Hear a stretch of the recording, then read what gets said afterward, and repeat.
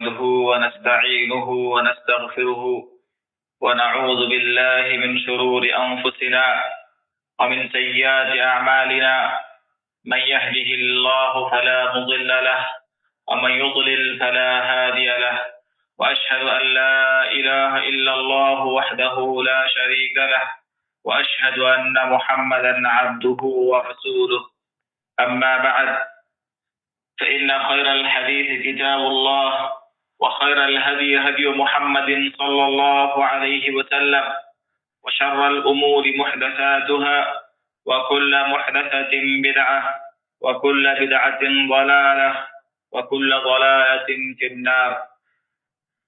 قال الله تبارك وتعالى: وأن هذا صراطي مستقيما فاتبعوه ولا تتبعوا السبل فتفرق بكم عن سبيله ذلكم وصاكم به لعلكم تتقون.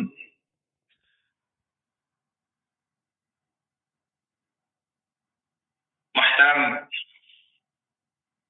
حاضرین، آج کا جو موضوع ہے وہ بہت ہی اہم ہے اس ناحیے سے کہ اس موضوع کے تحت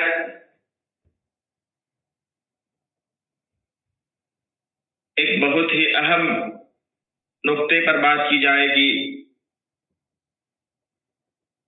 آپ جانتے ہیں کہ اسلام کی جو عمارت ہے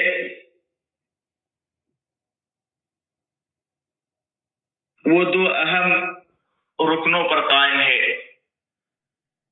جو اصل الاصول ہیں، جو سب سے زیادہ لازمی اور ضروری ہیں۔ پہلی چیز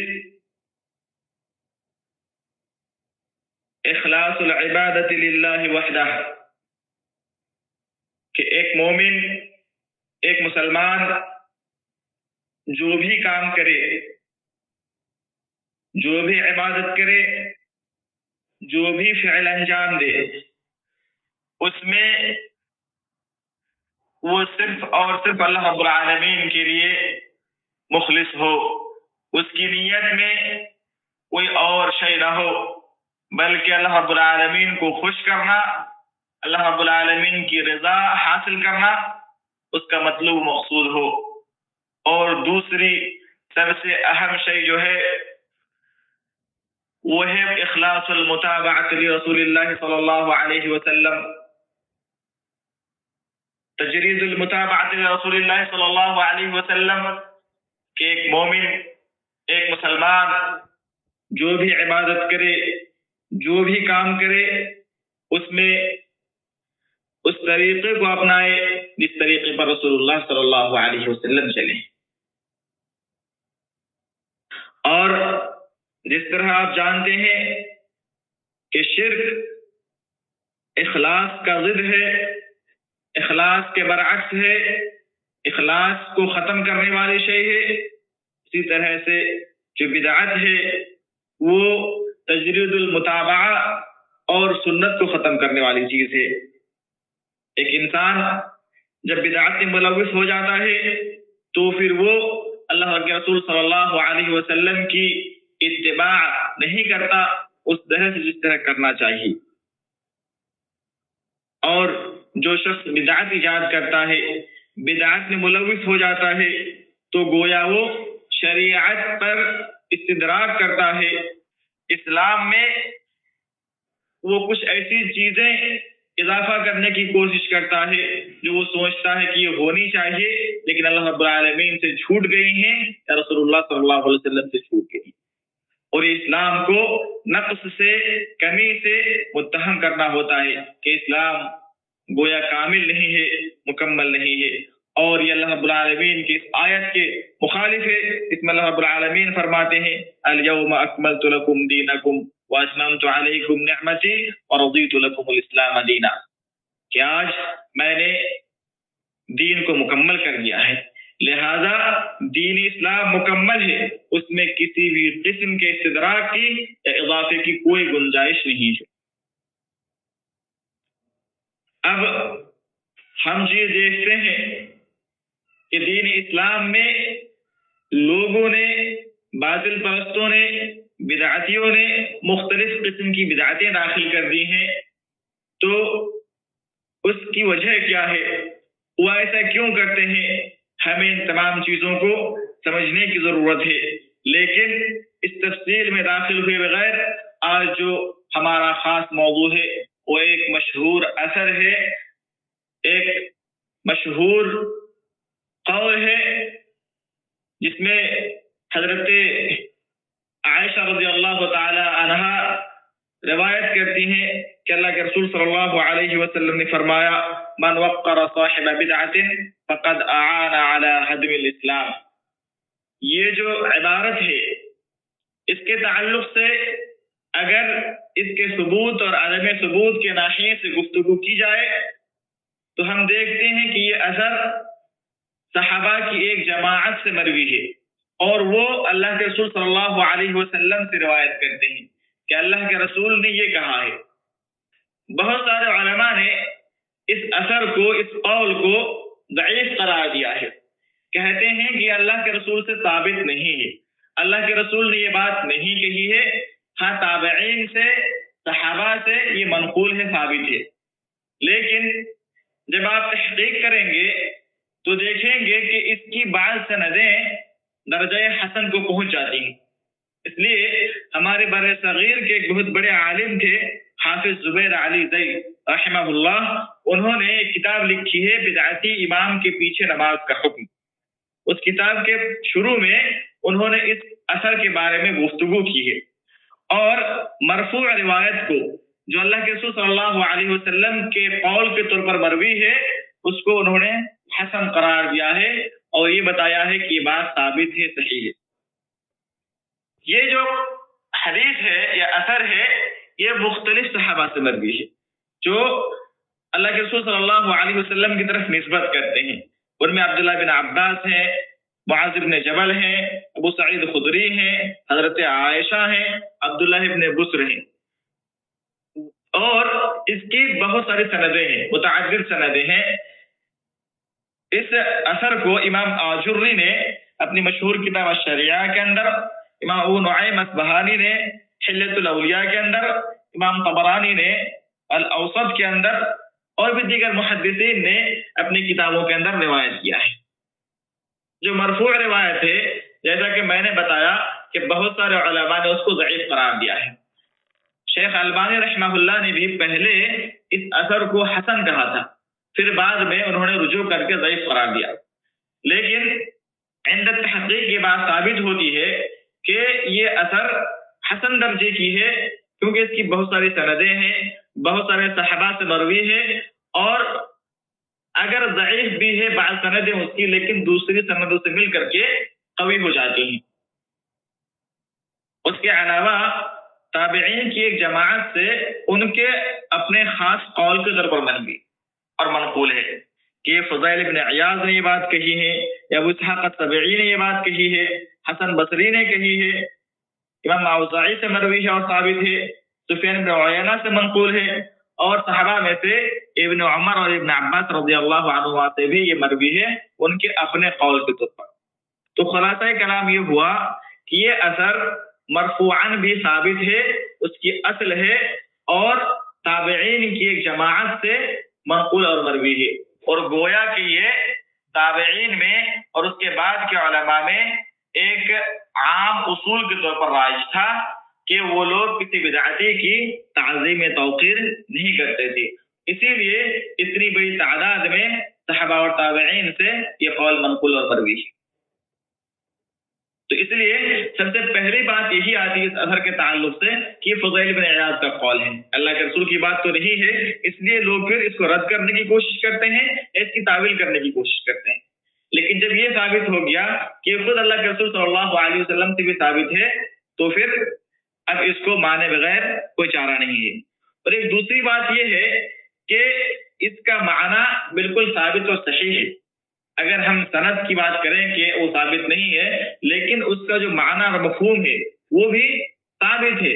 مثال کے طور پر آپ جانتے ہیں کہ جب کوئی شخص کسی بدعت کو ایجاد کرتا ہے تو اس کی جگہ وہ سنت چھوڑ دیتا ہے، اور جب بدعت کے ایجاد میں، بدعت کے ارتکاب میں وہ اضافہ کرتا جاتا ہے، ایک کے بجائے 2 3 4 100 1000 اس طرح بدعت ایجاد کرتا ہے، تو ان بدعتوں کے مقام پر جو سنتیں تھیں اس سنتوں کو چھوڑ دیتا ہے۔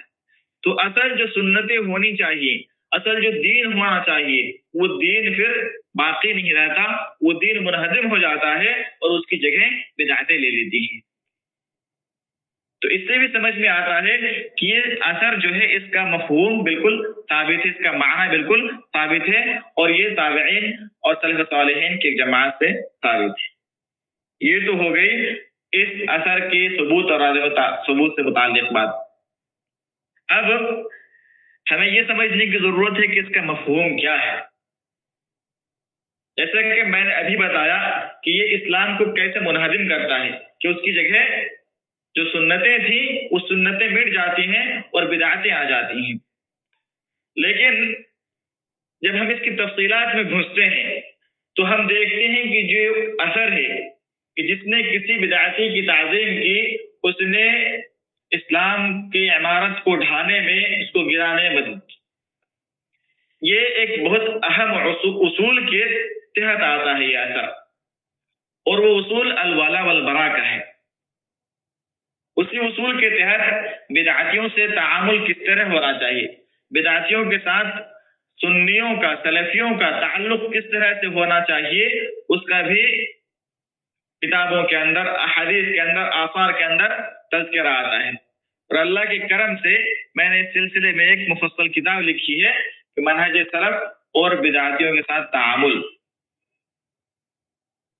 تو یہ دیکھتے ہیں کہ یہ جو بدعتیوں سے تعامل ہے، اس میں سب سے اہم چیز ہم دیکھتے ہیں کہ بدعتیوں کے ساتھ قطع تعلق کرنا چاہیے، ان کے ساتھ بغض رکھنا چاہیے، ان کے ساتھ ہمیں محبت کا، تعظیم کا اور عزت و توقیر کا تعلق نہیں ہونا چاہیے۔ تو جو شخص بدعتیوں کی تعظیم کرتا ہے، اس کی توقیر کرتا ہے، ان کی تعریف کرتا ہے، تو وہ اس عظیم اصول کی خلاف ورزی کرتا ہے۔ وہ ولا اور برا، اس کے بارے میں اللہ کے رسول صلی اللہ علیہ وسلم نے فرمایا اوثق عرى الایمان الحب فی اللہ والبغض فی اللہ، کہ ایمان کا سب سے مضبوط اور سب سے قوی جو حلقہ ہے، کڑا ہے، وہ یہ ہے کہ اللہ کے لیے محبت کیا جائے اور اللہ کے لیے بغض رکھا جائے۔ اسی طرح سے اللہ رب العالمین نے فرمایا کہ لا تجد قوما یؤمنون باللہ والیوم الآخر یوادون من حاد اللہ ورسولہ، کہ آپ ان لوگوں کو جو اللہ پر اور آخرت پر ایمان رکھتے ہیں ایسے نہیں پائیں گے کہ وہ اللہ رب العالمین کے اور رسول اللہ صلی اللہ علیہ وسلم کے دشمنوں سے دوستی رکھتے ہیں۔ امام مالک رحمہ اللہ نے اس آیت سے استدلال کیا ہے کہ جو قدریہ ہیں یا جو خوارج ہیں اور اس طرح کے دوسرے بدعتی ہیں، ان کے ساتھ دشمنی رکھنی چاہیے، ان کے ساتھ بغض رکھنا چاہیے، ان کی عزت و تکریم نہیں ہونی چاہیے، ان کی توقیر نہیں ہونی چاہیے۔ تو یہ بات امام مالک رحمہ اللہ نے کہی ہے۔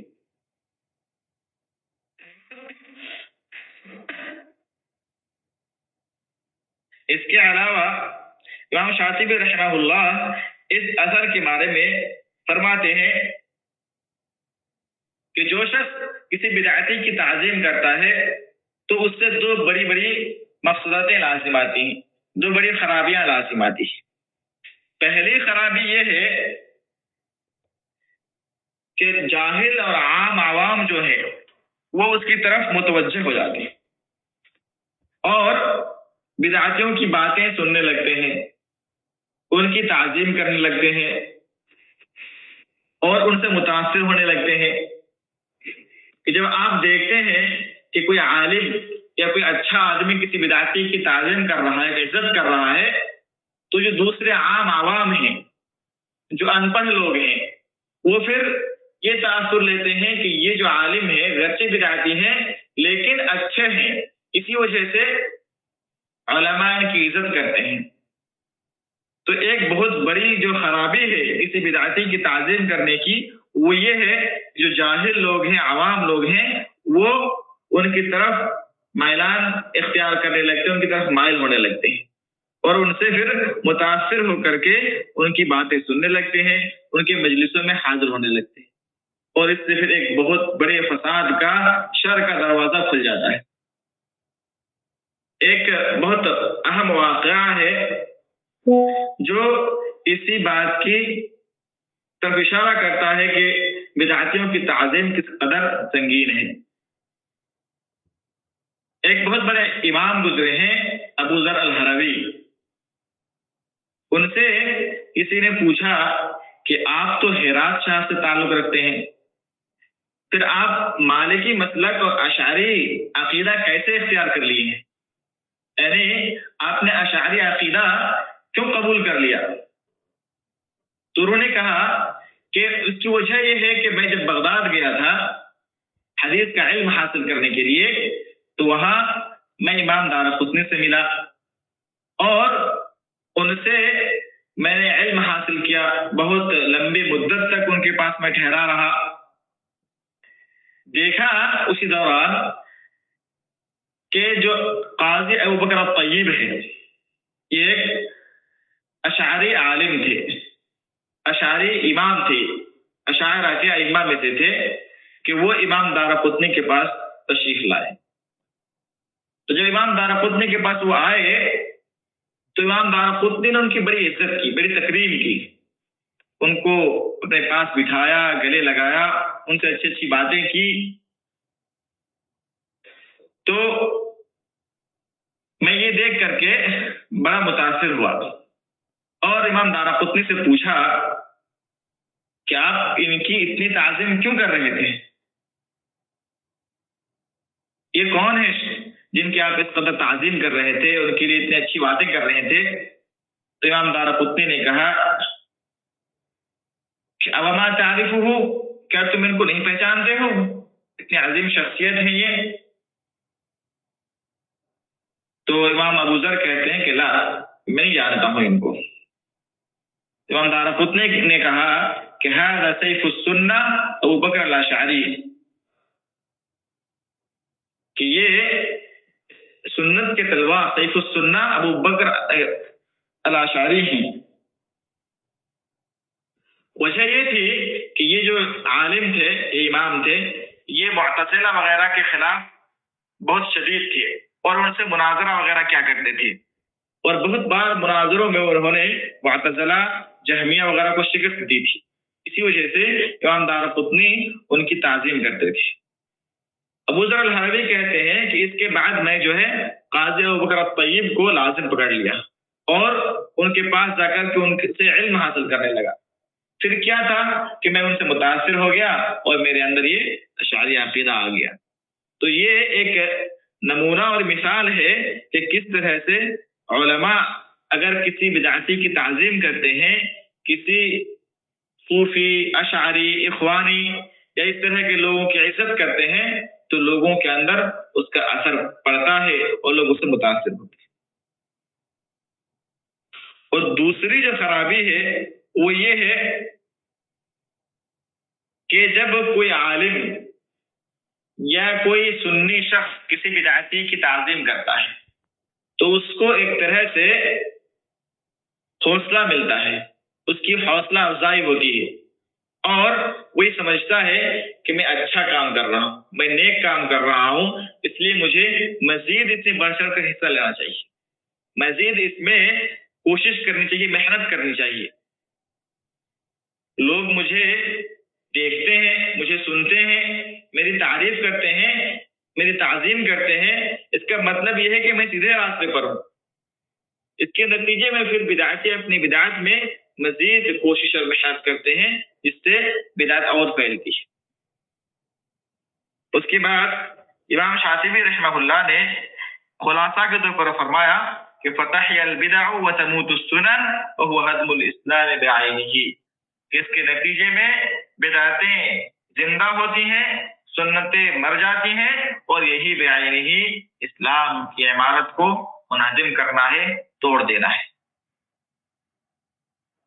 تو یہ امام شاطبی رحمہ اللہ کا قول اس سے ثابت ہوتا ہے کہ کس طرح سے بدعتیوں کی تعظیم کرنا خطرناک ہے، اور ابو ذر الحروی رحمہ اللہ کے واقعے سے بھی اس کی سنگینی مزید ثابت ہوتی ہے۔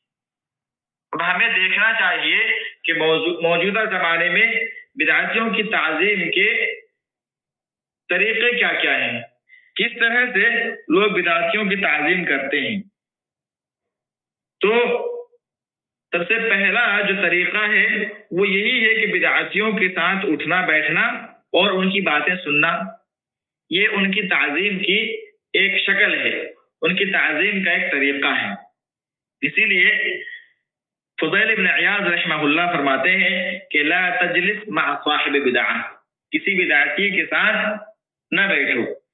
اور یہ جو بدعتیوں کے ساتھ نہ بیٹھنے کا معاملہ ہے یہ سلف صالحین سے بالکل متواتر طور پر ثابت ہے۔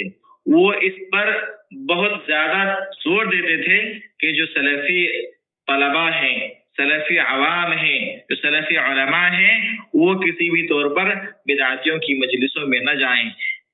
یہ ایک اثر بہت مشہور ہے، ابن عباس رضی اللہ تعالی عنہما سے مروی ہے، امام ذہبی نے سیر اعلام النبلاء وغیرہ میں نقل کیا ہے کہ الشبہ خطافہ والقلوب ضعیفہ یا والقلب ضعیف، کہ جو شبہات ہوتے ہیں، جو فتنے ہوتے ہیں، جو بدعتیں ہوتی ہیں، وہ انسان کو مائل کرنے والی ہوتی ہیں، اچک لینے والی ہوتی ہیں انسان کی فکر و نظر کو، ان کے دل کو، اور جو انسان کے دل ہوتے ہیں وہ کمزور ہوتے ہیں فتنوں کے سامنے، شبہات کے سامنے، تعویلات کے سامنے ٹھہر نہیں پاتے۔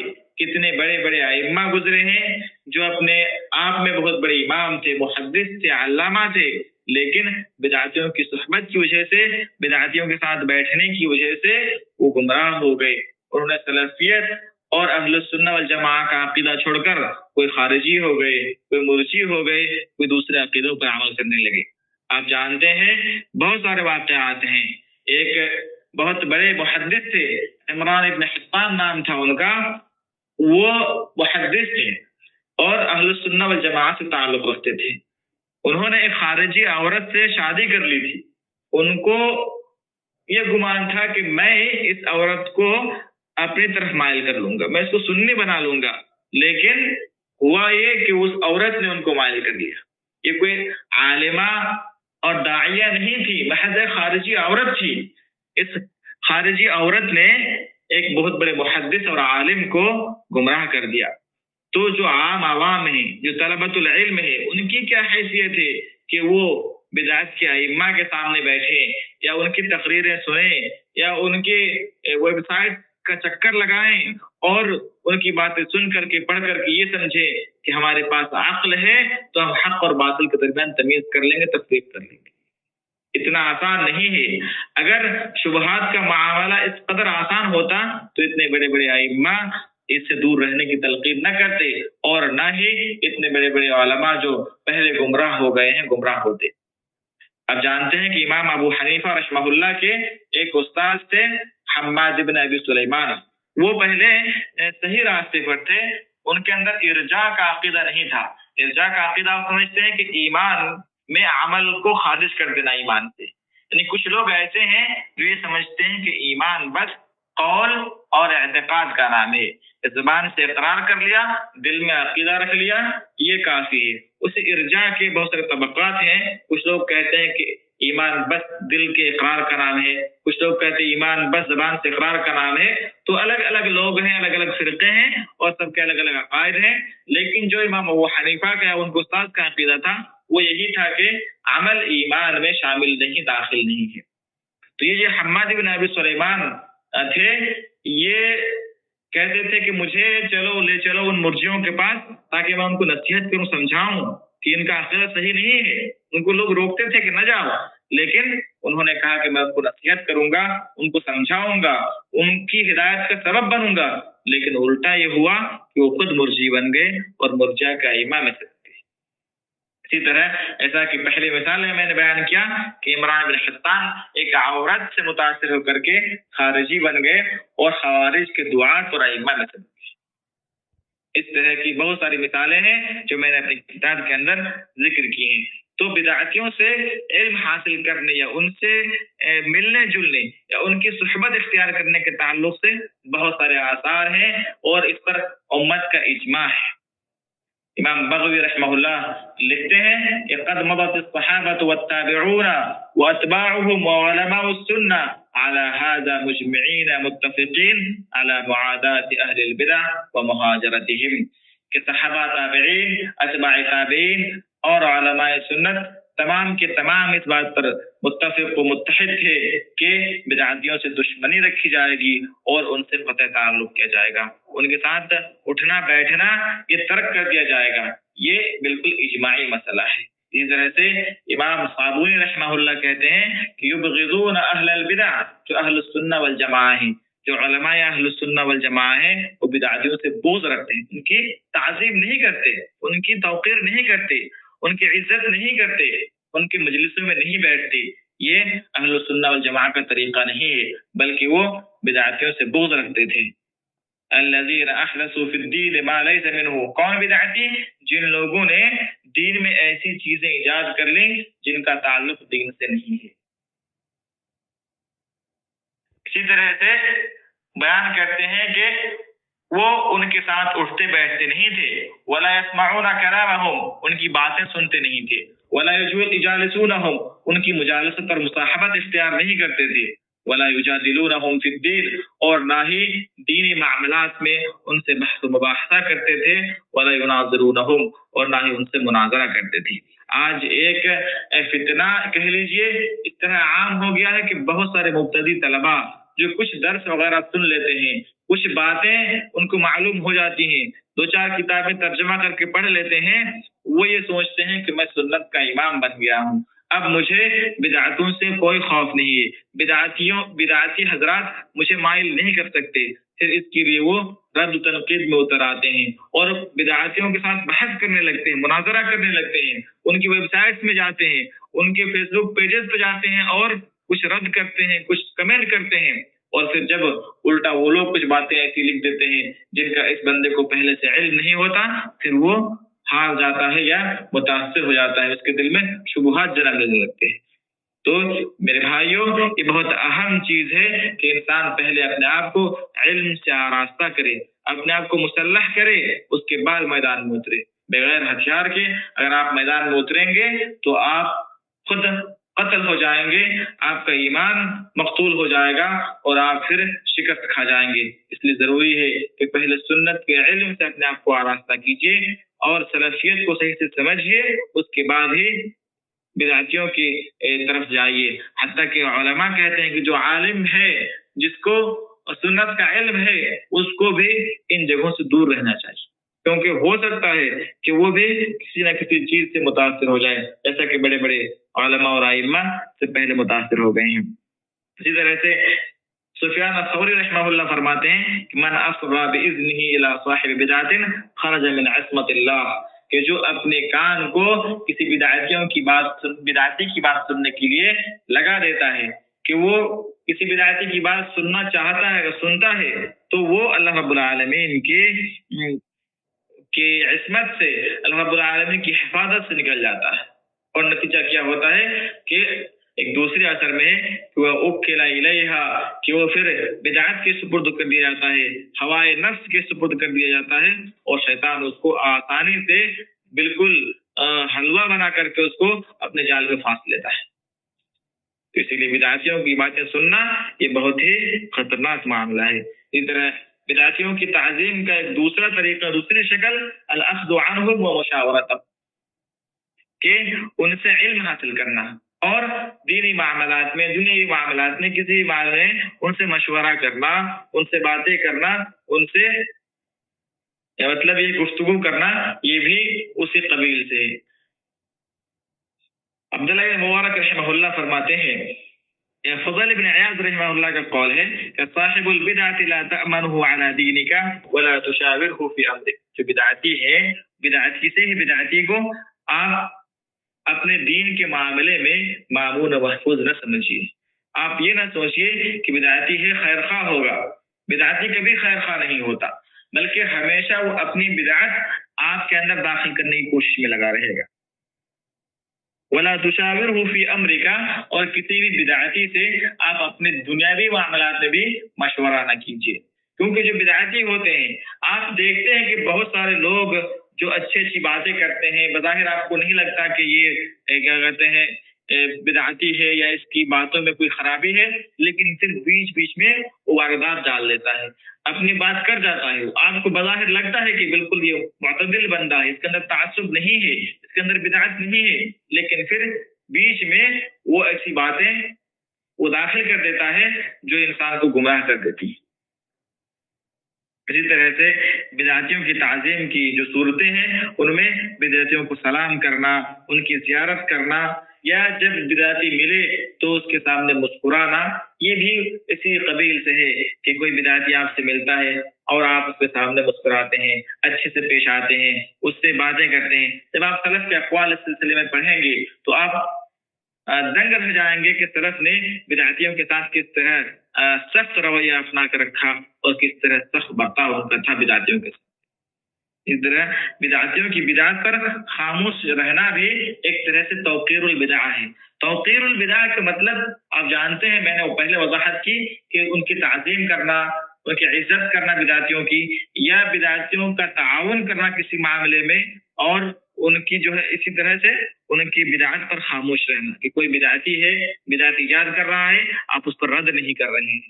رشتہ دار ہے، دوست ہے، جان پہچان کا ہے، رسم و راہ ہے، تعلقات ہیں، آپ اس پر رد نہیں کر رہے ہیں کہ چلیں چھوڑیں، اچھی باتیں ہی کر رہا ہے، یا باتیں گنجائش نکالی جا سکتی ہے ان باتوں کی، پھر تعویل کرتے ہیں یا بالکل خاموش رہتے ہیں بس، تو یہ بھی صحیح نہیں. اس سے بھی بدعت کو تقویت ملتی ہے، بدعتی کو کی تعاون ہوتا ہے بدعتی کا، اور وہ پھر اپنی بدعت کو مزید شدت کے ساتھ اور سختی کے ساتھ پھیلاتا ہے. اسی طریقے سے بدعتیوں کی تعریف کرنا اور اس طرح ان کے حسنات بیان کرنا بھی اس بدعتیوں کی تعظیم ہے.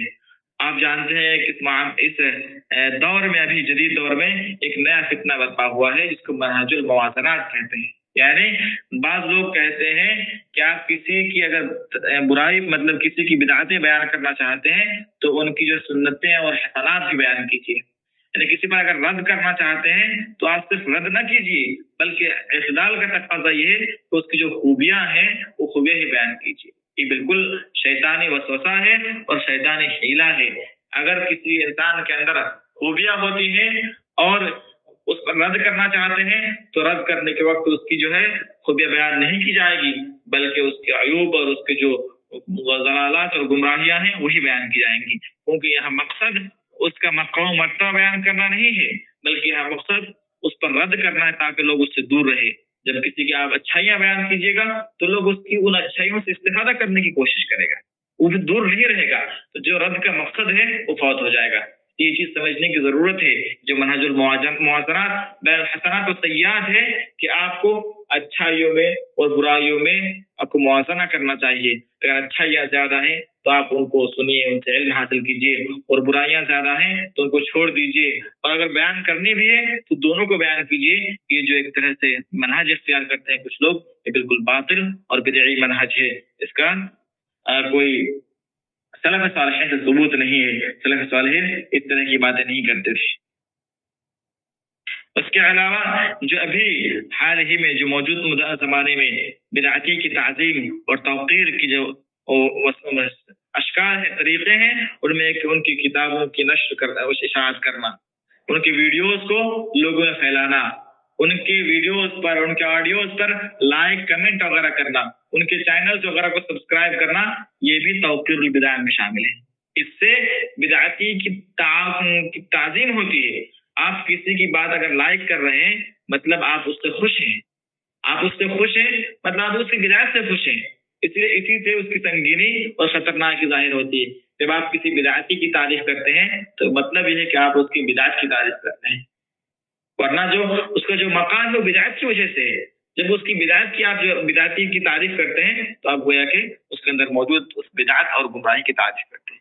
اسی لیے ہمیں چاہیے کہ ہم بدعتیوں کی کتابوں سے دور رہیں اور ان کی آڈیو سے، ویڈیو سے، ان کے سوشل میڈیا پیجز سے دور رہیں اور کسی بھی طرح سے ان کو لائک یا شیئر یا اس طرح کی چیزیں کرنے سے بچیں۔ اسی طرح سے ایک تعظیم اور توقیر کا ایک طریقہ یہ ہے کہ آپ ان کو اپنی مجلسوں میں دعوت دیں۔ جلسہ کر رہے ہیں، کانفرنس کر رہے ہیں، اس میں آپ بدعتیوں کو دعوت دے رہے ہیں، بدعت کے ائمہ کو، علماء کو آپ اس میں خطاب کرنے کے لیے دعوت دے رہے ہیں۔ یہ بالکل ہی درست نہیں ہے، یہ طریقہ سلف صالحین کا نہیں تھا، اس سے بالکل بچنے کی ضرورت ہے۔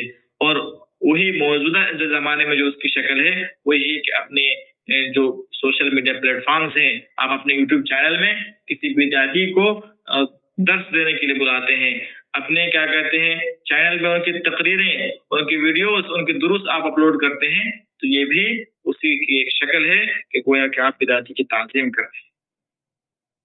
تو یہ ساری شکلیں ہیں جو آج کے زمانے میں اور پہلے بھی پائی جاتی تھیں بدعتیوں کی تعظیم اور توقیر کے، جن سے سلف صالحین نے ہمیں دور رہنے کی تلقین کی ہے اور بہت شدید انداز میں تحذیر کی ہے کہ ہمیں ان تمام چیزوں سے بچنے کی ضرورت ہے۔ لیکن اس کے کچھ ضوابط ہیں، ہر چیز کے کچھ ضابطے ہوتے ہیں، کچھ شروط ہوتے ہیں، کچھ قواعد ہوتے ہیں، اور یہ سب سے اہم ہے۔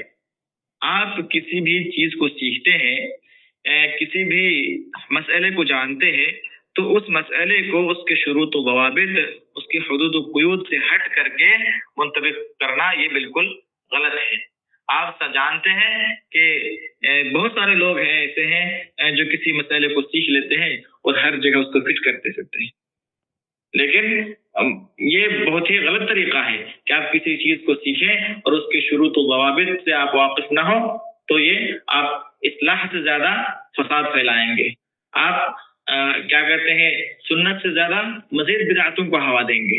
ایک بدعت سے بھاگنے کے لیے آپ دوسری بدعت بھی ایجاد کر رہے ہیں، یہ بالکل سنگین معاملہ ہے۔ اور یہ جو طریقہ مثال کے طور پر تفسیر وغیرہ کے معاملات میں ہے کہ کسی نے پڑھ لیا، کسی نے سیکھ لیا کہ کیا کہتے ہیں جو بھی کسی ایک صحابی کو برا بھلا کہے وہ زندیق ہے، مرتد ہے، اس طرح سے اب وہ سمجھتا ہے کہ اگر کسی نے معاویہ رضی اللہ تعالیٰ عنہ کے بارے میں برا بھلا کہا تو وہ کافر ہے، مامون رشید نے کہا مامون رشید کافر ہے۔ یہ اس طرح کے کیا کہتے ہیں فتنے اور اس طرح کے مطلب افکار پائے جاتے ہیں ہمارے معاشرے میں، فیس بک وغیرہ میں بہت سارے لوگ ملتے ہیں اس طرح سے جو کہتے ہیں، مثال کے طور پر میں نے خود ایک اس سلسلے میں ایک رسالہ لکھا ہے کہ حکم مطلق اور حکم معین کے درمیان تفریق کے شروط و ضوابط اور اس کے دلائل میں نے ذکر کیا ہے۔ تو اس میں نے ایک واقعہ لکھا کہ ایک طالب علم کوئی ہے اور فیس بک پہ موجود ہے اور وہ اپنے نام کے ساتھ سلفی لکھ رکھا ہے اور اس نے لکھا کہ مرزا جہلمی جہنمی زندیق۔ تو میں نے اس سے کہا کہ یہ مرزا انجینئر گمراہ ہے، اس زمانے میں گمراہوں کے بلکہ امام الائمہ ہے اور اس میں کوئی شک نہیں ہے کہ وہ بہت شدید قسم کا بدعتی انسان ہے، لیکن آپ جو کہہ رہے ہیں کہ وہ زندیق ہے، وہ جہنمی ہے، یہ کس بنیاد پر کہہ رہے ہیں؟ کیا کسی سلفی عالم نے انجینئر مرزا کی تکفیر کی ہے؟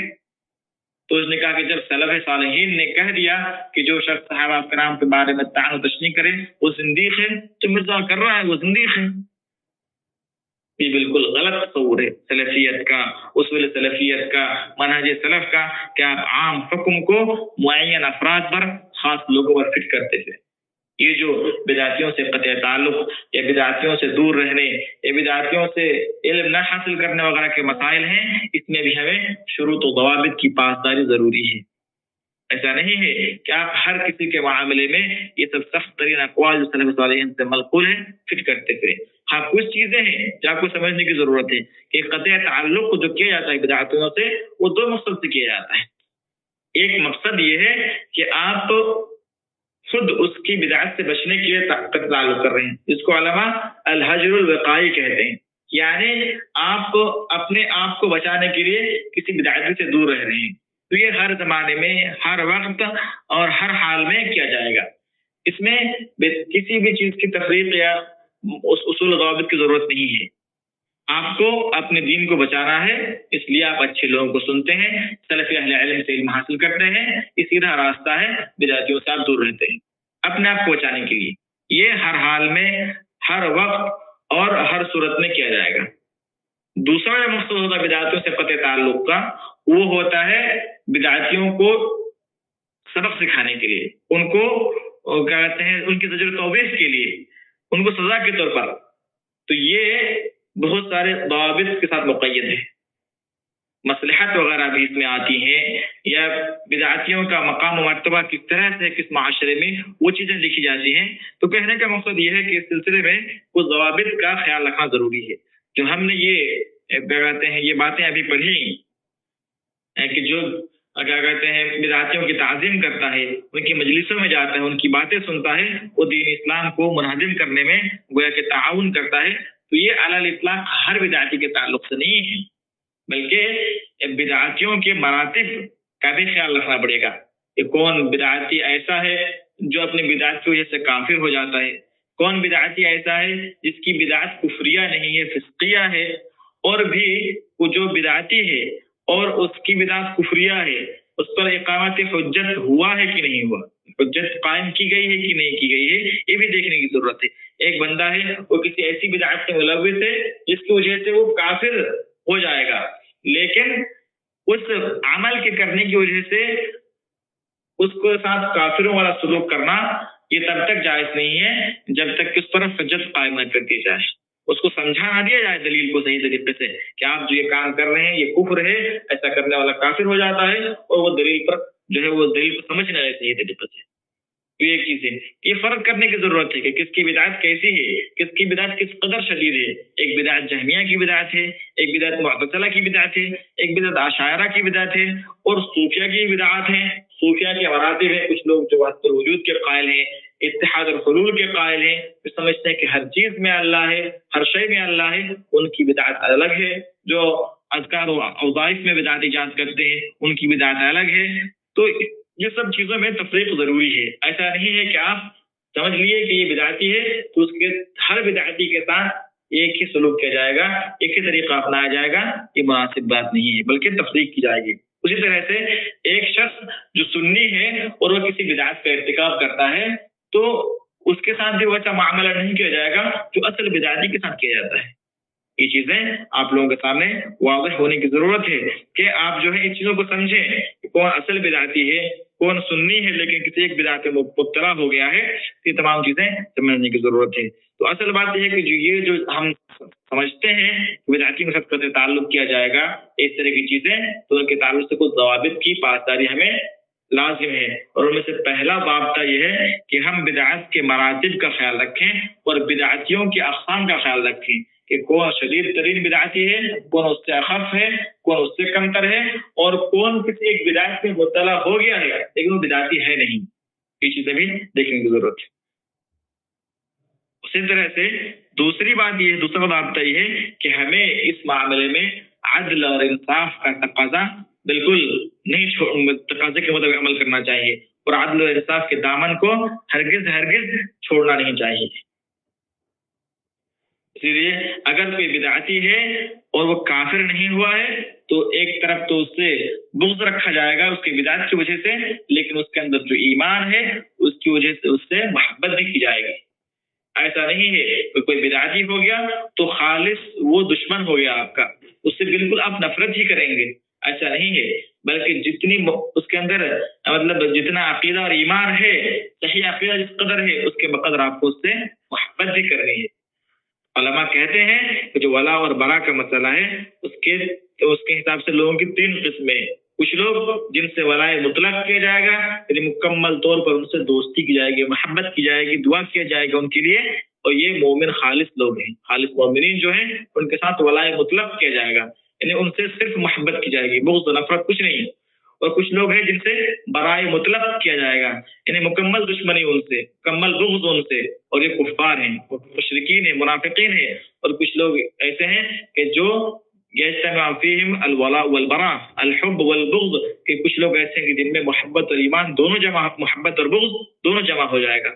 और ये वो लोग हैं जिनके अंदर फिस्क भी होता है, ईमान भी होता है, सुन्नत भी होती है, बिदअत भी होती है। तो इन लोगों के साथ ना तो खालिस दोस्ती की जाएगी और ना ही खालिस दुश्मनी की जाएगी। اسی لیے شیخ الاسلام ابن تیمیہ رحمہ اللہ نے فرمایا وَإِذَا اجْتَمَعَ فِي الرَّجُلِ الْوَاحِدِ خَيْرٌ وَشَرٌ وَفُجُورٌ وَمَعْصِيَةٌ وَطَاعَةٌ وَسُنَّةٌ وَبِدْعَةٌ اسْتَحَقَّ مِنَ الْمُوَالَاةِ وَالثَّوَابِ بِقَدْرِ مَا فِيهِ مِنَ الْخَيْرِ وَاسْتَحَقَّ مِنَ الْمُعَادَاةِ وَالْعِقَابِ بِحَسَبِ مَا فِيهِ مِنَ الشَّرِّ. جب ایک انسان کے اندر خیر و شر، طاعت و معصیت، سنت اور بدعت جمع ہو جاتی ہے تو وہ اس قدر دوستی کا مستحق ہوتا ہے جس قدر اس کے اندر سنت ہے، اطاعت ہے، ایمان ہے، اور اس قدر وہ بغض کا مستحق ہوتا ہے جس قدر اس کے اندر شرک ہے یا فسق ہے یا معصیت ہے. یہ چیز بھی سمجھنے کی ضرورت ہے کہ نہ تو آپ بدعتیوں سے مکمل طور پر دوستی کریں گے اور نہ ہی مکمل طور پر دشمنی کریں گے. ایک مسلمان کو، ایک مومن کو حکیم ہونا چاہیے، جو چیزوں کو بالکل حکمت کے ساتھ دیکھے اور اس کے ساتھ جو ہے تعامل جب کرے لوگوں کے ساتھ تو بالکل حکمت کے ساتھ کرے، اور وہ ایک طبیب کی طرح سے کرے، چیزوں کو دیکھے کہ کہاں کون سی چیز فائدہ مند ہے اور کہاں کون سی چیز نقصان دہ ہے. اگر آپ ہر وقت ہر صورت میں ایک ہی طریقہ اپنائیں گے تو پھر یہ نقصان دہ ہی ہوگا، فائدہ مند نہیں ہوگا. تیسرا ضابطہ یہ ہے کہ جو بدعت کا داعی ہے اور جو غیر داعی ہے اس کے درمیان فرق کیا جائے گا، اور یہ بہت ہی اہم ہے. آپ اس چیز کو سمجھیں کہ جو آپ سنتے ہیں بدعتیوں کے ساتھ تعامل کے معاملے میں، ان میں سے زیادہ تر باتیں بدعت کے داعیوں کے تعلق سے ہیں، بدعت کے ائمہ کے تعلق سے ہیں، بدعت کے علماء کے تعلق سے ہیں.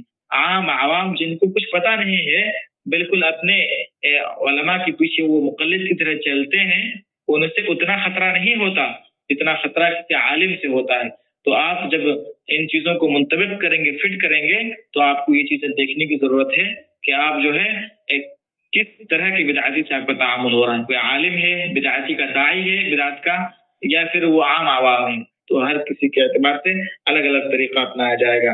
ایک ہی لاٹھی سے ہر کسی کو ہانکنا یہ عقل بندی نہیں ہے. اسی طرح سے مصلحت اور مفسدت کا بھی خیال رکھا جائے گا کہ اگر کہیں بدعتیوں سے قطع تعلق سے ان کو سزا دینے سے عظیم فتنہ برپا ہو رہا ہے تو وہاں خاموشی بہتر ہے. لیکن میں نے جو بتایا کہ دو طرح کا جو قطع تعلق اور حجر جس کو کہتے ہیں وہ دو طرح کا ہوتا ہے. ایک خود کو بچانے کے لیے، خود اپنی حفاظت کے لیے، تو اس میں آپ ہر حال میں اور ہر صورت میں کریں گے. لیکن جو سزا کے طور پر ہوتا ہے، جو ڈانٹ ڈپٹ کے طور پر ہوتا ہے، وہ مصلحت کے اعتبار سے ہوگا. اگر کہیں کسی معاشرے میں کوئی شخص امام ہے، قاضی القضات ہے، کسی بڑے عہدے پر ہیں، اور آپ اس پر رد کرنے بیٹھ جائیں کہ یہ ایسا ہے، ویسا ہے، ویسا ہے، تو پھر اس سے فتنہ پھیلے گا اور ہو سکتا ہے کہ آپ فتنے میں مبتلا ہو جائیں. تو اس صورت میں آپ کو یہاں احتیاط سے کام لینا پڑے گا، مصلحت سے کام لینا پڑے گا. اسی طرح سے امام احمد بن حنبل رحمہ اللہ سے پوچھا گیا کہ کیا قدریہ سے مطلب قطع تعلق کیا جائے گا؟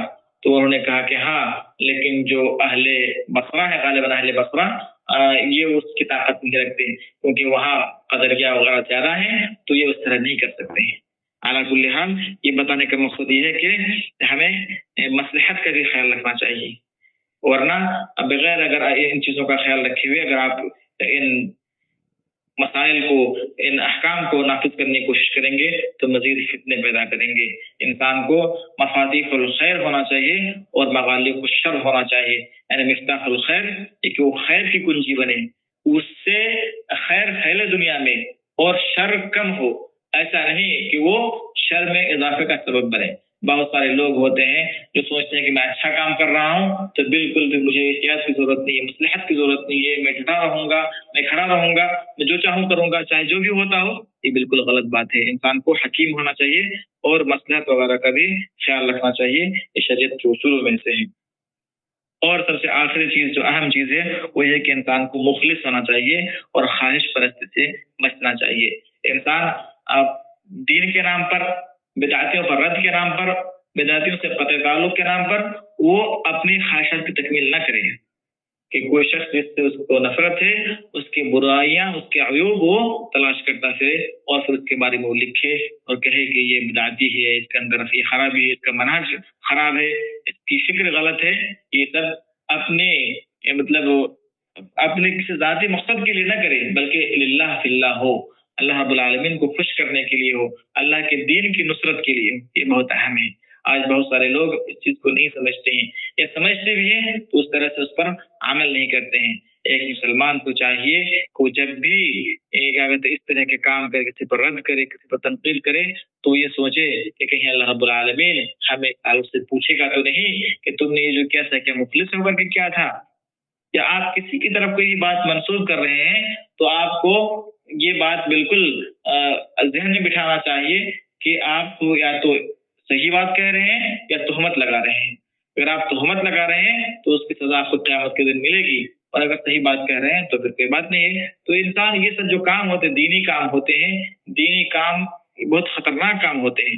یا تو آپ ثواب کے مستحق ہوں گے، یا پھر اگر آپ جو ہے کسی کو نقصان پہنچانے کا، کسی کو مطلب یہ ہے کہ تکلیف دینے کا سبب بنتے ہیں، تو آپ بلا فائدہ بلا سبب آپ گناہ مبتلا ہوں گے۔ آپ کو کسی خاص شخص کے بارے میں لکھنا پر لازم نہیں ہے، آپ کے علاوہ بہت سارے علماء موجود ہیں جس کا وہ کر سکتے ہیں۔ آپ اس کے بارے میں لکھ رہے ہیں اور لکھتے ہوئے 5 باتیں تو صحیح لکھ رہے ہیں اور 2-3 باتیں آپ اس میں غلط منسوخ کرتے رہے ہیں اس کی طرف، تاکہ اس کا معاملہ زیادہ سنگین ہو اور لوگ اس سے دور ہو جائے۔ کہ جو آپ 3 باتیں زیادہ اس کی طرف منسوخ کر دیے ہیں، یہ کہاں سے کیے ہیں؟ یہ اپنی طرف جو آپ کیے ہیں اس سے آپ اللہ رب العالمین کے سامنے مجرم ٹھہریں گے۔ تو ان تمام چیزوں کا ہمیں بالکل اپنے ذہن میں رکھنا چاہیے کہ رد و تنقید کا معاملہ اتنا آسان نہیں ہے، اور بدعتیوں کا معاملہ بھی اتنا آسان نہیں کہ آپ کوئی مشرک یا کافر نہیں ہے ہر بدعتی کہ آپ اس کے ساتھ مطلق بغض رکھیں تو اس کے ساتھ جو چاہیں کریں، بلکہ انصاف ہر چیز میں لازم ہے، اعتدال ہر چیز میں پسندیدہ عمل ہے، اور اخلاص ہر چیز میں ضروری ہے۔ آخر میں اللہ رب العالمین سے دعا ہے کہ ہمیں صحیح طور پر دین کو سمجھنے کی توفیق عطا فرمائے، اور ہمارے اندر جو کمیاں اور خامیاں ہیں ان تمام چیزوں کو دور کر دے۔ السلام علیکم ورحمۃ اللہ وبرکاتہ۔ وعلیکم السلام۔ ایک سوال تھا کہ موجودہ دور میں دیکھا جاتا ہے کہ کچھ ایسے لوگ ہوتے ہیں جو کہ ایک طرف تو سلفیت کی دعوت دینے کی کوشش کرتے ہیں، لیکن ساتھ میں اپنی بدعت کو بھی ساتھ میں ڈالنے کی کوشش کرتے ہیں، بدعتیوں کی سہولت کاری کرتے ہیں۔ تو سلف صالحین کیا ایسے لوگوں کا کیا حکم تھا؟ جو ایسے لوگ ہیں جن کو علماء آج کل کے جدید اصطلاح کے طور پر سہولت کار کہتے ہیں، یہ لوگ ہر دور میں پائے گئے ہیں، اور یہ لوگ بدعتیوں سے زیادہ خطرناک ہوتے ہیں۔ جو اصل بدعتی ہے اس سے زیادہ خطرناک یہ لوگ ہوتے ہیں، کیونکہ یہ چھپے رہتے ہیں۔ جو ظاہری دشمن ہوتا ہے اس کے حملے سے آپ کو پہلے سے ایک طرح سے آپ چوکنا رہتے ہیں کہ ہاں یہ حملہ کرنے والا ہے، اس کی طرف سے حملہ ہونے والا ہے، تو آپ مستعد ہیں اس کے لیے۔ لیکن جو چھپا ہوا ہے اس سے آپ چوکنا نہیں رہتے ہیں، اور پھر وہ اندر سے حملہ کرتا ہے اور آپ کو نقصان پہنچاتا ہے۔ جو ہمارے معاشرے میں بہت سارے لوگ اہل حدیث کہتے ہیں اپنے آپ کو، اہل حدیث کہتے ہوئے بدعتیوں کی تعریف کرتے ہیں یا ان کی تعظیم کرتے ہیں، یا ان کی جو ہے باتیں بیان کرتے ہیں لوگوں کے سامنے اور اچھا انداز میں کرتے ہیں اور ان کا دفاع کرنے کی کوشش کرتے ہیں، یہ موجود ہے۔ یہ بالکل آپ سوشل میڈیا وغیرہ پہ دیکھتے ہیں، بہت سارے لوگ ایسے ہیں، یہ بہت خطرناک قسم کے لوگ ہیں، ان سے زیادہ چوکنا رہنے کی ضرورت ہے، اور ان سے لوگوں کو تحذیر کرنے کی ضرورت ہے۔ کیا کہتے ہیں علماء کے سلف صالحین کہتے تھے، یہ کئی سارے سلف سے منقول ہے کہ من خفی عنا بدعته لن تخفى عنا الفته، اس طرح سے کچھ اثر ہے کہ جس کی بدعت ہم سے مخفی ہو جاتی ہے اس کی دوستی، اس کی محبت یا اس کا میلان مخفی نہیں رہتا۔ تو بہت سارے لوگ ہیں جو اپنے آپ کو چھپا کے رکھتے ہیں کہ میں بدعتی نہیں ہوں، میں سنی ہوں، سلفی ہوں، اور اس طرح سلفی عالم کے لباس میں لوگوں کے سامنے ظاہر ہوتے ہیں، لیکن ان کے اندر بدعتیں چھپی ہوئی ہوتی ہیں، لیکن اور اس کی حقیقت تب ظاہر ہو جاتی ہے جب کسی بدعتی کا تذکرہ ہوتا ہے۔ اسی لیے علماء کہتے ہیں کہ سلفی وہ ہے کہ اذا ذکرت عنده الاهواء، کہ جب اس کے سامنے بدعتوں کا تذکرہ کیا جاتا ہے، خواہشات کا تذکرہ کیا جاتا ہے، تو وہ ان میں سے کسی ایک کے لیے بھی غصہ نہیں کرتا، یعنی اس کو برا نہیں لگتا۔ آپ جب کہتے ہیں کہ یہ بدعت ہے، یہ بدعتی ہے، یہ خراب ہے، یہ برا ہے، تو اگر حقیقت میں ایسا ہے تو کوئی سنی شخص اس کے لیے مطلب یہ کہ غصہ نہیں کرے گا کہ آپ کیوں اس طرح کی باتیں کریں کہ یہ بدعت ہے، یہ بدعت ہے۔ لیکن جو خود بدعتی ہے اس کے اندر اس طرح کی چیزیں ہیں وہ ان چیزوں سے ناراض ہو جائے گا. تو یہ چیزیں سلف صالحین کے زمانے سے موجود تھیں کہ کچھ لوگ مخفی انداز میں خفیہ انداز میں طرح کاروائی کرتے تھے اور وہ سلفیوں کے لباس میں ظاہر ہوتے تھے لیکن اصل میں بدعتی ہوتے تھے. تو ان سے بھی تحذیر کی ضرورت ہے اور ان سے بھی زیادہ چوکنے رہنے کی ضرورت ہے, ان سے دور رہنے کی ضرورت ہے. آپ جانتے ہیں بہت سارے لوگ ہمارے معاشرے میں ڈاکٹر زبیر جیسے لوگ ہیں جو پہلے لوگ سمجھتے تھے کہ سلفی ہے, اہل حدیث ہے, لیکن انہوں نے خود کبھی اعتراف نہیں کیا کہ میں سلفی ہوں, میں اہل حدیث ہوں. لیکن لوگ اس کی باتوں سے, کچھ باتیں ایسی ہوتی تھی جو مطلب یہ کہ تقلید سے پاک ہوتی تھیں یا پھر یہ کہ معتدل کچھ باتیں ہوتی تھیں, تو لوگ سمجھنے لگے کہ بندہ بڑا سلفی اور اچھا عالم ہے, اور بعد میں پتہ چلا کہ نہیں یہ تو خود انہیں میں سے اخوانی اور سروریوں میں سے ہیں. تو کہنے کا مقصد یہ ہے کہ ایسے لوگ ہر زمانے میں موجود رہے ہیں اور یہ زیادہ نمبر 1 لوگ ہیں, ان سے دور رہنے کی ضرورت ہے. السلام علیکم ورحمۃ اللہ. وعلیکم السلام ورحمۃ اللہ. آپ کہہ رہے درس کے دوران کہہ رہے تھے کہ اگر کسی کے سامنے بدعت ہو رہی ہے اور اس سے نہیں روکتا ہے تو اس بدعت پر اس پر مطلب وہ اگر نہ روکنے کی وجہ سے اس پر بھی تھوڑا گناہ اس طرح ہوگا. اصل میں میرے یہاں سب بدعت کا دبدبہ ہے اور سچ کہوں تو میرے گھر میں بہت خطرناک بدعت ہے, تو اگر میں اس کو نہیں روکتا ہوں تو کیا میں بھی گناہ گار کہلاؤں گا؟ دیکھیے آپ جانتے ہیں کہ تغییر منکر جو ہے اس کے کچھ مراتب ہیں. من رأى منكم منكرا فليغيره بيده فإن لم يستطع فبلسانه فمن لم يستطع فبقلبه وذلك أضعف الإيمان. جو تغییر منکر ہے, برائی کو روکنا, برائی کو زائل کرنا, برائی کو ختم کرنا, چاہے بدعت ہو, معصیت ہو, شرک ہو, کفر ہو, فسق ہو, کوئی بھی ہو, اس کو ختم کرنے یا اس کو دور کرنے کے 3 مراتب ہیں. ایک تو یہ کہ ہاتھ سے روکے, یعنی اس کو مکمل طور پر ختم کرنے کی کوشش کرے, اس کو روک دے, اس کو ہاتھ سے, طاقت سے, یا طاقت اور قوت مراد ہے تو ہاتھ سے روک دے. تو یہ یا تو حاکم وقت کرے گا یا جو شخص کسی پر نگراں ہے, ذمہ دار ہے, وہ کرے گا. کہ آپ اپنے گھر کے ذمہ دار ہیں, آپ کی بیوی بچے ہیں, تو آپ ان کو روک سکتے ہیں ہاتھ سے. تو یہ ہاتھ سے روکنا ایک. دوسرا مرتبہ اس سے نچلا ایک زبان سے روکے. آپ بہت سارے لوگوں کو زبان سے روک سکتے ہیں, بول سکتے ہیں, نصیحت کر سکتے ہیں, جو آپ کے دوست احباب ہیں, رشتے دار ہیں, ان لوگوں کو. اور بہت سارے لوگ ایسے ہیں جو اپنے رشتے داروں کو کچھ کہہ بھی نہیں سکتے ہیں, بہت مسائل ہو سکتے ہیں. تو یہ دوسرا مرتبہ ہے, لیکن جو کر سکتا ہے وہ ایسا کرے. اور تیسرا مرتبہ ہے کہ فمن لم يستطع فبقلبه.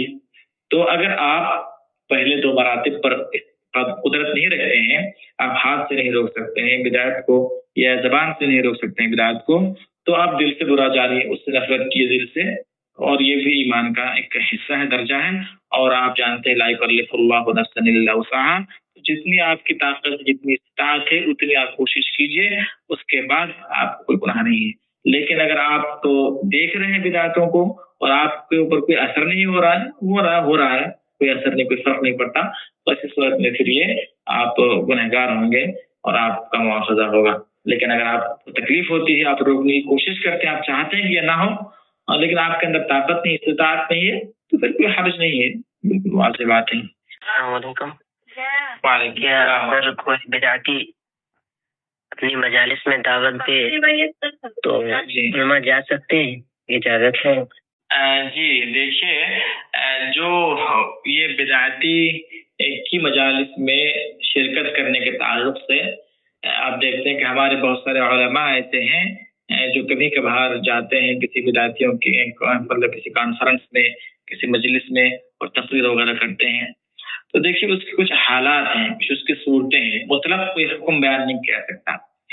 جو عالم ہے, متمکن عالم ہے, جو بدعت سے متاثر نہیں ہو سکتا, اور وہ بدعتیوں کی مجلس میں جا کر کے وہاں ہو رہی بدعات پر رد کرنے کی استطاعت رکھتا ہے, ایسے لوگوں کے لیے جانا جائز ہے. بولا صحیح ہے کہ جو متمکن عالم ہے, جو خود متاثر نہیں ہوگا, اور جو اس مجلس میں جا کر کے ان کو روک سکتا ہے یا علی الاقل بدعات پر رد کر سکتا ہے, اور اس مقصد سے وہ جاتا ہے, تو پھر اس کے لیے جانا جائز ہے. لیکن کوئی اگر بس مطلب یہ تقارب بین المسالک, جو ایک ابھی اصطلاح آئی ہے کہ لوگوں کے درمیان, سنت اور شیعوں کے درمیان, سنیوں کے درمیان, بریلویوں کے درمیان, اہل سنت کے درمیان اتحاد قائم کیا جائے, اور یہ کہ عقیدہ کی مطلب عقیدہ کو چھوڑ کر کے دین اور عقیدہ کی باتیں الگ ہیں, مشترکہ مفادات وغیرہ کچھ کہتے ہیں یہ لوگ, اور اس طرح کی باتیں. تو اس طرح کی مجلسوں میں اگر آپ جا کر رد کر سکتے ہیں ان کے اوپر, ان کی بدعاتوں کے اوپر, تو وہاں جا کر کے آپ رد کر سکتے ہیں. جو بڑے علماء ہیں، جو متوقع علماء ہیں وہ جا سکتے ہیں، لیکن جو چھوٹے موٹے علماء ہیں بس ایسے جا کر کے عزت حاصل ہوتی ہے، شہرت حاصل ہوتی ہے، اس لیے تو جائز نہیں ہے. ایک بردر کو دیکھا جائے کہ وہ مطلب اتحاد کے نام پر شیعوں اور بریلویوں کو لے کر جو ہے، حالانکہ وہ جو بردرس ہیں وہ اہل حدیث میں شمار کیے جاتے ہیں، میں ان کا نام لینا مناسب نہیں سمجھتا ہوں. وہ سب کو اتحاد کے نام پر جو ہے شیعہ اور بریلوی کو بٹھا کر جو ہے ایک ممبر پر کھڑے ہو کر دل سے جو ہے نظر آ رہے ہیں، تو اس پر کیا کہنا چاہیے؟ جو بردرس وغیرہ ہیں بلا شبہ وہ مطلب یہ کہ جو ان کا طریقہ ہے دعوت کا، جو عمل ہے وہ صحیح نہیں ہے ان کا، لیکن اس وجہ سے وہ بدعتی یا سلفیت سے ان کو خارج نہیں کر سکتے ہیں. لیکن ان سے تحذیر کرنا کہ یہ لوگ غلط علم نشر کرتے ہیں، غلط باتیں نشر کرتے ہیں، یہ ضروری ہے. اور جو یہ کام کرتے ہیں کہ شیعوں کے درمیان اور بریلویوں کے درمیان اتحاد قائم کریں یا اہل حدیثوں اور شیعوں سے قربت حاصل کریں، تقارب کی کوشش کریں دونوں کے درمیان، بالکل غلط بات ہے. اگر عقیدے کو داؤ پہ لگا کر کے، توحید کو داؤ پہ لگا کر کے، سنت کو داؤ پہ لگا کر کے آپ یہ سب کرنا چاہیں گے تو کبھی کامیابی نہیں ملے گی. اس کے بہت سارے تجربات ماضی میں ہو چکے ہیں. جو لوگ تاریخ پر نگاہ رکھتے ہیں وہ جانتے ہیں کہ اس سے کوئی فائدہ کبھی حاصل نہیں ہوتا. مشرکین یا جو قبر پرست یا بدعتی لوگ ہیں وہ کبھی بھی آپ کے لیے مخلص نہیں ہو سکتے. جو آپ چاہتے ہیں کہ میں اتحاد کی کوشش کروں گا اور میں مخلص ہوں تو وہ بھی اخلاص، صرف جو مشترکہ مسائل ہیں ان میں، تو یہ ساری چیزیں لا حاصل ہے. ایسا نہیں ہوتا ہے. انسان جب ایک عقیدے پر قائم نہ ہو، ایک طریقہ ان کا نہ ہو، تو پھر بہت مشکل ہے کہ کوئی اتحاد قائم ہو سکے اور اس کے نتیجے میں کچھ حاصل ہو جائے. آپ شاید تاریخ پڑھے ہوں، جو اسماعیل شہید اور احمد شہید دہلوی، جو اسماعیل کہتے ہیں، شہید کہتے ہیں ان کو، اور لیکن یہ کہنا نہیں چاہیے اس طرح سے. بہرحال تو مولانا اسماعیل دہلوی جو تھے، ان لوگوں نے جب سکھوں کے خلاف جہاد کیا تھا اور وہ گئے تھے جہاد کرنے کے لیے پنجاب تھا، تو اس وقت ان لوگوں نے کچھ شیعہ وغیرہ کے ساتھ، کچھ لوگوں کے ساتھ اتحاد وغیرہ کیا تھا انہوں نے. لیکن جب حملہ کرنے کا وقت آیا اور کچھ مطلب سخت صورتحال پیش آئی تو وہ لوگ جا کر دشمنوں سے جا ملے. اس کی وجہ سے ان لوگوں کو شکست کھانی پڑی اور یہ مارے گئے بیچارے. تو یہ وجہ ہے کہ اتحاد کی کوشش اور اس طرح کی چیزیں خوشنما لگتی ہیں کہ ہونا چاہیے، لیکن کیا یہ حاصل ہے؟ مقصود وہ حاصل ہوگا کہ ثمر آور ہے، فائدہ مند ہے؟ تاریخ کو نظر رکھنے سے یہ پتہ چلتا ہے کہ نہیں، ایسا ہوتا نہیں ہے، یہ حاصل ہونے والا ہے نہیں. تو اس لیے عقیدے کی بنیاد پر اگر اتحاد ہو تو ٹھیک ہے، لیکن عقیدے کو داؤ پہ لگا کر کے اگر اس طرح کیا جائے تو یہ غلط ہے، اس سے فائدہ حاصل نہیں ہونا. اچھا شیخ، بعض لوگ یہ شبہ پیش کرتے ہیں کہ محدثین اپنے کتابوں میں جو ہے وہ اہل بدعت سے روایتیں لیتے ہیں تو اس سے وہ علم لینے کا جواز فراہم کرتے ہیں سلف صالحین سے، تو اس کا کیا جواب ہے؟ اچھا، تو دیکھیے، جو میں کتاب لکھا ہوں اہل بدعت سے تعامل کے تعلق سے، اس میں اس تعلق سے تفصیلی گفتگو موجود ہے. اگر آپ کے پاس کتاب ہو یا آپ خرید سکتے ہیں، اس کو خرید کر پڑھیں کہ بدعتیوں سے علم حاصل کرنے کے تعلق سے سلف صالحین کا کیا منہج تھا. اور جو ابھی شبہات پھیلائے جاتے ہیں کہ حدیثوں کی روایتیں ان سے لیتے تھے اور بخاری میں بھی بدعتی کی روایت موجود ہے. میں نے عمران بن حطان اور خارجی کا تذکرہ کیا تھا، ان کی روایت بھی غالباً بخاری کے اندر موجود ہے، صحیح بخاری کے اندر. ٹھیک، خارجی ہے، اس کی روایت بدعتی کے اندر وہ بدعتی ہے اور اس کی روایت صحیح بخاری کے اندر موجود ہے. تو کیوں ہے یہ؟ کیسے مطلب علماء تو لیتے تھے علم اور آپ لینے سے روکتے ہیں؟ تو دیکھیے، خلاصہ یہی ہے کہ علم لینا اور حدیث لینے میں فرق ہے. جب انسان حدیث روایت کرتا ہے تو وہ صرف الفاظ روایت کرتا ہے، اس میں اپنی طرف سے کچھ داخل نہیں کرتا. وہ جب آپ کے نزدیک ثابت ہو گیا کہ کوئی ایک راوی ہے وہ ثقہ ہے، ثقہ کا مطلب یہ کہ وہ ضابط ہے، چیزوں کو یاد رکھ لیتا ہے صحیح سے اور وہ سچ بولتا ہے، جھوٹ نہیں بولتا، اس کے اندر جھوٹ نہیں پائی جاتی، اس کے اندر جھوٹی چیزیں یا جھوٹے اوصاف، تو اس طرح کی چیزیں. تو جب آپ کے پاس یہ ثابت ہو گیا کہ کوئی شخص صادق ہے اور وہ ضابط ہے، اس کے بعد اگر وہ کوئی روایت نقل کر رہا ہے تو وہ اس روایت میں اضافہ نہیں کر سکتا. وہ اللہ کے رسول کا قول کہتے ہیں بنی الاسلام علی خمس، تو کوئی بدعتی ایسا نہیں کر سکتا کہ اس میں اپنا طرف سے لفظ اضافہ کر دے. اگر وہ لفظ اضافہ کر دے اپنی روایت میں تو وہ ثقہ نہیں ہوگا، ثقہ نہیں ہوگا تو اس کی روایت ویسے ہی مردود ہے. لیکن جب علم لینے کی بات آتی ہے تو علم وہ اپنی طرف سے تشریح کرتا ہے، تفسیر کرتا ہے اور اس میں اپنی باتیں وہ داخل کر دیتا ہے. تو ایک انسان جب کسی کے پاس جاتا ہے، بیٹھتا ہے، اس سے علم حاصل کرتا ہے، دوسرے جو شرح، تفسیر، توضیح، اس طرح کی چیزیں، تو وہاں پھر اس کی اپنی باتیں وہ سنتا ہے، اس کے اپنے افکار وہ سیکھتا ہے اور اس سے متاثر ہوتا ہے. تو یہ سب سے مطلب ایک اہم فرق آپ دیکھ لیجیے کہ علم حاصل کرنے میں اور روایت لینے میں یہ ایک واضح فرق ہے، جس سے علماء روایت لیتے تھے اور ان کا علم حاصل نہیں کرتے تھے. کسی بدعتی کے ساتھ سامنے سنت اور بدعت کو، شرک اور بدعت، سنت اور بدعت اور توحید کو واضح کرنے کے بعد بھی اگر وہ نہیں مانتا تو کیا سوغات اختیار کرنا بہتر ہے یا نہیں؟ اس تعلق سے وضاحت کی.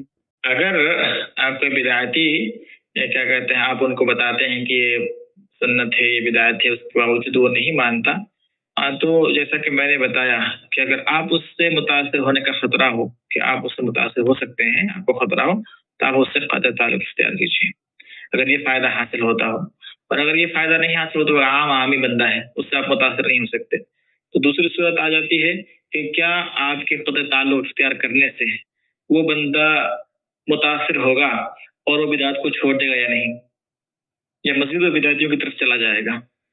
اگر ایسا ہے تو پھر آپ جو ہے اس سے قطع تعلق نہ کیجیے، لیکن اگر فائدہ ہو رہا ہے اگر تو پھر قطع تعلق کیجیے.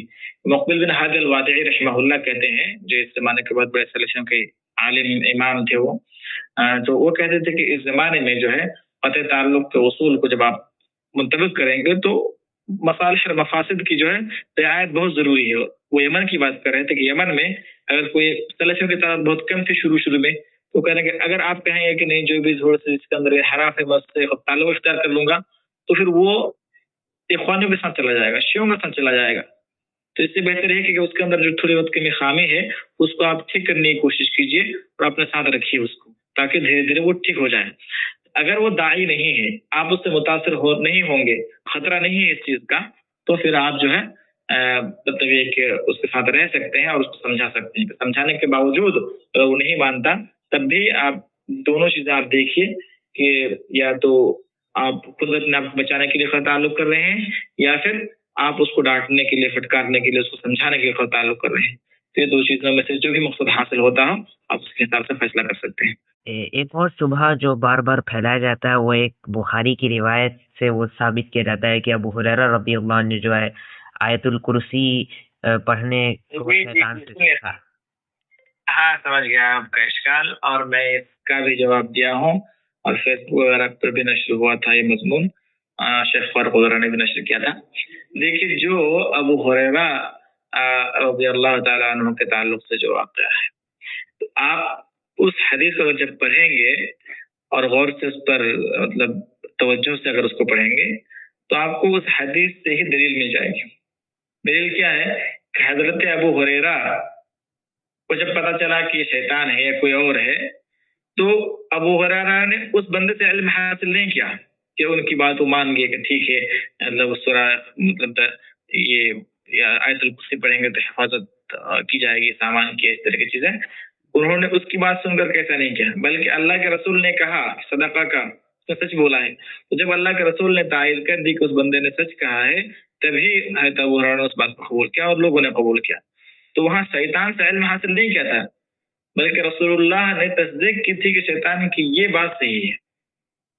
اب آج کون تصدیق کرے گا کہ نہیں فلاں بدعتی 4 باتیں کہہ رہے ہیں، ان کی 4 باتیں صحیح ہے، یہ 4 میں سے ایک بات صحیح ہے، 2 بات غلط ہے. آپ خود ہی فیصلہ کر سکتے ہیں. یہ فیصلہ نہیں کر سکتے تو آپ کو علم حاصل نہیں کرنا. دوسری بات یہ کہ خود اللہ کے رسول نے یہاں کہا ہے صدقہ کا وہو کذوب، یہ جھوٹا ہے. اس معاملے میں تو سچ کہا ہے لیکن یہ جھوٹا ہے. تو جہاں اللہ کے رسول نے اس کی بات تصدیق کی وہاں اسے تحذیر بھی کر دی کہ دیکھو یہ بات تو سچ بولی ہے، اس نے یہ بات لے لو کیونکہ میں تصدیق کر رہا ہوں، لیکن وہ اصل میں جھوٹا ہے. تو اللہ کے رسول نے ایسا نہیں کہا کہ آپ جو ہے حاصل کرتے رہیے علم بدعتیوں سے یا شیطان سے کسی سے، بلکہ اللہ کے رسول کو خود وحی کے ذریعے معلوم تھا کہ ایسا ہوتا ہے، تو اللہ کے رسول نے تصدیق کی. تو اس حدیث پر بھی اگر غور کریں گے تو 2 طرح سے شبہ کا رد ہو جاتا ہے.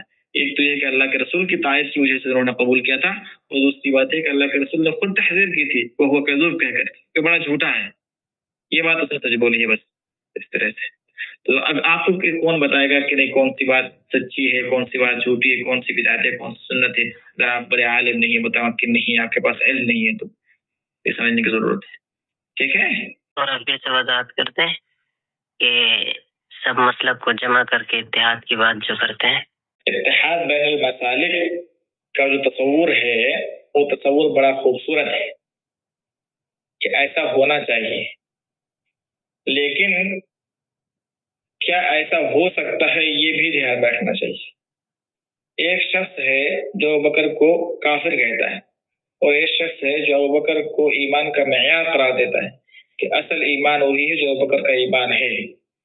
اگر کہتے ہیں فَبِهُدَاهُ مُقْتَدِهْ، جو اللہ نے کہا ہے کہ ان کی ہدایت کی پیروی کرو. انہوں نے جس طرح کہتے وَلَوْ آمَنُوا بِمِثْلِ مَا آمَنْتُم بِهِ فَقَدِ اهْتَدَوْا، جس طرح تم ایمان لائے اگر یہ ایمان لائے تو ہدایت پا جائیں گے. تو جو صحابہ کو ہدایت کا ایمان کا معیار سمجھتے ہیں اور جو صحابہ کو کافر سمجھتے ہیں، دونوں میں اتحاد کیسے ہو سکتا ہے؟ یہ ایک خیالی چیز ہے، عرض واقع میں ایسا ہو نہیں سکتا. ہاں جو بہت سارے بڑے بڑے مسائل ہیں، مثال کے طور پر جو آج کل الحاد کا مسئلہ ہے، لبرلزم کا مسئلہ ہے، یا جو دشمنان اسلام کی جو مطلب سازشیں ہیں مسلمانوں کے خلاف، اس کے لیے جو حکام اتحاد کرنے کی کوشش کرتے ہیں، بس مطلب یہ کہ خارجی معاملات کے لیے، جنگ و جدال کے معاملات کے لیے، تو وہ سب الگ معاملہ ہے. وہ سب حکام زیادہ بہتر سمجھتے ہیں مسائل مقاصد کیا ہیں، اور بڑے علماء اس کے بارے میں بات کرتے ہیں. لیکن جو علماء آپس میں اتحاد کرنے کی کوشش کرتے ہیں، بین المسالک اتحاد، اور کچھ لے دے کر کے چھوڑ کر کچھ پکڑ کر کے، یہ نہیں ہو سکتا ہے ایسا. اس کے لیے آپ کو پھر سنت کی دعوت چھوڑنی پڑے گی، توحید کی دعوت چھوڑنی پڑے گی، یا تناسل اختیار کرنا پڑے گا. اور جب اتحاد کریں گے تو ایک مشترکہ ایک لائحہ عمل بنائیں گے، اور اس میں کچھ شروط و ضوابط پر آپ دستخط کریں گے. ایسا نہیں کریں گے، ویسا نہیں کریں گے، اس بات پر تنقید نہیں کریں گے، اس بات پر تنقید نہیں کریں گے، تو پھر آپ توحید کی دعوت کھلے عام نہیں دے سکتے، سنت کی دعوت کھلے عام نہیں دے سکتے. اگر آپ شیعوں کی مخالفت کریں گے، آپ کو خمینی کی برائی کرنی پڑے گی. جب شیعہ اور سنی اتحاد کر لیں گے تو پھر کہیں گے کہ ہماری عظیم شخصیت ہے خمینی صاحب، اس لیے آپ ان کے خلاف کچھ نہیں بول سکتے. تو اس طرح کی چیزیں آئیں گی. اس لیے علماء جو ہیں وہ اس طرح کرنا چاہیں تو یہ ممکن نہیں ہے. حکام ومارا جو سیاسی مسائل کے لیے اتحاد کرنے کی کوشش کرتے ہیں، وہ بھی جو سنی ممالک ہیں وہ کریں تو کسی حد تک سمجھ میں آتا ہے. ورنہ جو شیعہ ایران وغیرہ کا مسئلہ ہے، وہ آپ جانتے ہیں کہ وہ منافق لوگ ہیں، وہ کہتے کچھ اور ہیں، کرتے کچھ اور ہیں، اور ان کے اندر کیا تقیہ جو ہے وہ عشر الایمان یا خمس الایمان کے یہاں ہے. جھوٹ بولنا بھی ان کے ایمان کا ایک حصہ ہے، رکن ہے. تو اس لیے ممکن نہیں ہے کہنے کا مقصد یہ ہو. جزاکم اللہ خیرا، بارک اللہ فیکم ونفع بکم الاسلام والمسلمین. السلام علیکم ورحمۃ اللہ وبرکاتہ.